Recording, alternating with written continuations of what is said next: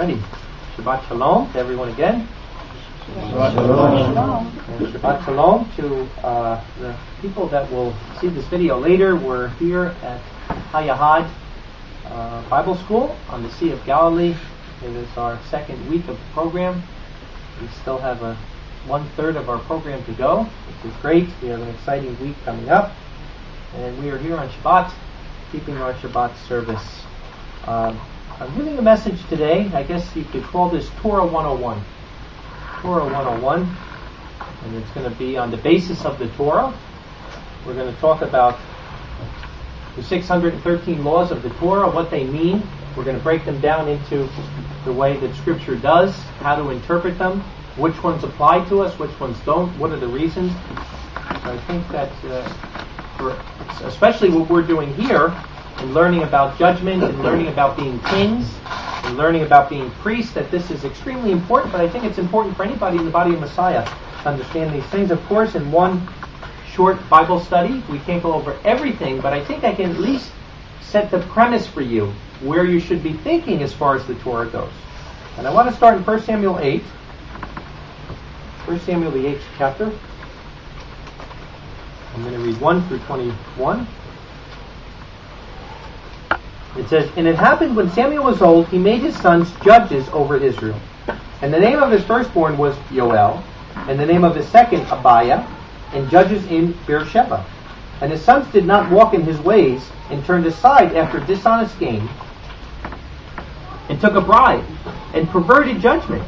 And all the elders of Israel gathered and came into Samuel to Ramah. And they said to him, Behold, you have become old, and your sons have not walked in your ways." I say, how many times in the Bible do you see this over and over? That a real righteous person and their child doesn't go. Really interesting to look at. "Now appoint a king to us, to judge us like all the nations." First mistake, right? And the thing was evil in Samuel's eyes when they said, "Give us a king to judge us like the nations." And Samuel prayed to Yahweh. And Yahweh said to Samuel, "Listen to the voice of the people, to all that they say to you. For they have not rejected you, but they have rejected me from reigning over them. According to all the works that they have done from the day I brought them up out of Egypt, even to this day, when they forsook me and served other Elohim, so they are also doing to you. And now listen to their voice, only you shall surely protest to them, and shall declare to them the privilege of the king who shall reign over them." And Samuel spoke all Yahweh's words to the people who were asking a king from him. And he said, "This is the privilege of the king who shall reign over you. He shall take your sons and shall appoint them for himself among his chariots and among his horsemen. And they shall run before his chariots. And he will appoint for himself heads of thousands and heads of 50s, and to plow his plowing and to reap his reaping, and to make weapons for war for him and weapons for his charioteer. And he will take your daughters for perfumers and for cooks and for bakers. And he will take your fields and your vineyards and your olive yards, the best, and give them to his servants. And he will tithe your seed in your vineyards, and will give to his eunuchs and to his servants. And he will take your male slaves and your slave girls, and the best of your young men and your asses, and will use them for his own work. He will tithe your flock, and you will be servants to him. And you will cry out in that day because of the king whom you have chosen for yourself. And Yahweh will not answer you in that day." And the people refused to listen to the voice of Samuel, and said, "No, but a king shall be over us. And we shall be even as we, like all the nations. And our king shall judge us, and shall go out before us and fight our battles." And Samuel heard all the words of the people, and spoke to them in the ears of Yahweh. And Yahweh said to Samuel, "Listen to their voice, and you shall cause a king to reign over them." And Samuel said to the men of Israel, "Each of you go up to his city." So here we see, really, really important chapter here, right? Because what was Yahweh's idea? What was his premise? We said it last week. Exodus 19. That Yahweh was going to make a kingdom of priests. Every husband would be the priest of his family. All 12 tribes were going to be priests. And Yahweh was going to be the king over them. And now what was he going to do? He was going to set up a system of judges where the people would, each place, each city would have elders who would judge in the gate these decisions. And then Yahweh would be the king. So what happens in the case of a woman, adulterous woman?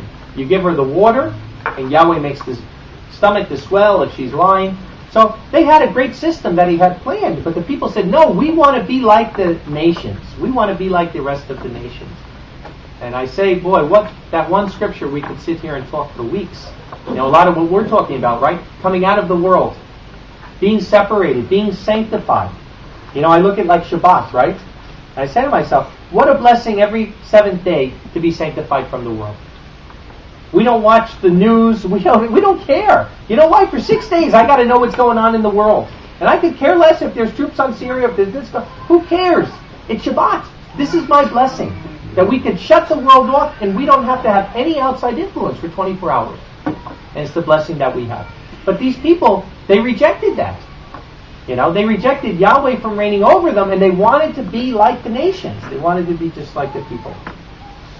And would they want a king over them, and what did he say? What is this king going to do? He's going to take all your stuff. He's going to take the best of everything. And we see it in the nations today. Look at Africa, right? Look at a place like Zimbabwe. I mean, their own people, their own nationals, and the leaders, the presidents live like this, like millionaires, and the people don't even have food, and they could care less. And if you do that to your own national, boy, what would you do to somebody who's not a national? You know, it's the same way. And are churches any different? Same thing, right? You know, the majority of people in the world, they're not in small fellowships. They're not coming out of the churches. You know, they wouldn't want to meet in a small congregation or a living room of 10 or 20 people. They want to be there with 500 and 600 people, right? And what do the leaders in the churches do? Take all their money, take the best of everything. Same exact thing. So it's a pattern not only that happened here with Samuel, but it's a pattern that happens all over the world. It's human nature. You know, that when you set up this kind of hierarchical system of one dictator over everybody, that it's bound to fail. It's bound to fail. But let's look now at what Yahweh set up. Let's look at Exodus 18. Exodus 18. Let's look at the system of judges that Yahweh set up for the people. Because in order to understand the Torah, we have to understand the system of judicial order that Yahweh set up in the Torah. Because the same judicial order that was set up in ancient Israel is the same way we should be running our congregations today. Exodus 18, starting in verse 12.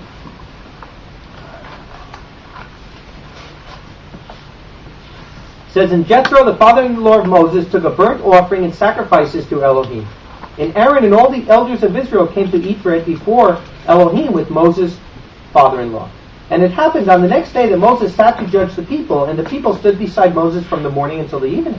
And Moses' father-in-law saw all that he was doing to the people. And he said, What is this thing which you are doing to the people? Why are you sitting by yourself and all the people standing beside you from morning until evening? Man, you imagine Moses' day, huh? No wonder why he said, Take 2 tablets and call me in the morning. And Moses said to his father-in-law, Because the people come to me to seek Elohim. When they have a matter, they come to me, and I judge between a man and his neighbor, and I reveal the statutes of Elohim and his Torah. And the father-in-law of Moses said to him, The thing which you do is not good. Surely you will wear out, both you and this people which are with you. For the thing is heavy for you. You are not able to do it by yourself. Now listen to my voice. I will counsel you, and may Elohim be with you. You be for this people before Elohim, and you bring the matters to Elohim. And you warn them as to the statutes and the Torah, and make known to them the way in which they should walk, and the work which they should do. And you shall look out of men of ability, out of all the people who fear Elohim, men of truth, haters of unjust gain. And you place these over them as rulers of thousands, rulers of hundreds, rulers of 50s, and rulers of 10. And let them judge the people at all times, and it shall be that every great matter they